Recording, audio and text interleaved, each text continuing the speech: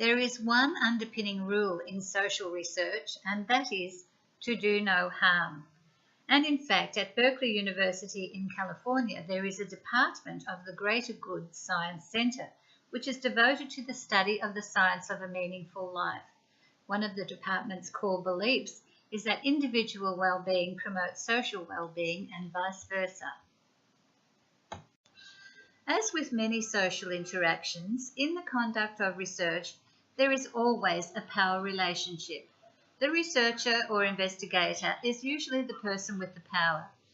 Either solely or as part of a team, he or she is usually responsible for setting the scene, for choosing the research questions, for understanding and interpreting the research data, and for writing the research report. Imagine the power that comes with all of that.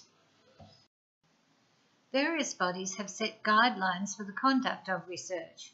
These include the National Health and Medical Research Council, the Australasian Association of Social Workers, the Australian Market and Social Research Society, various university human research ethics committees, and it is up to the researcher to comply with these requirements. They are intended to guide ethical practice.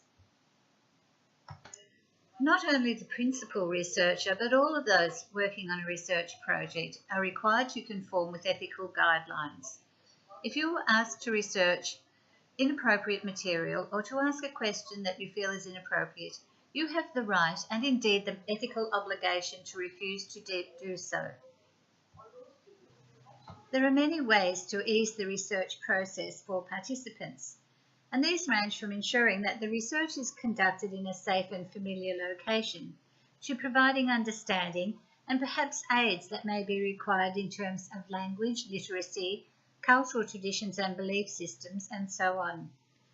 Research participants have the right to anonymity, and this applies not only to their name, but to other personal details they may not wish to disclose.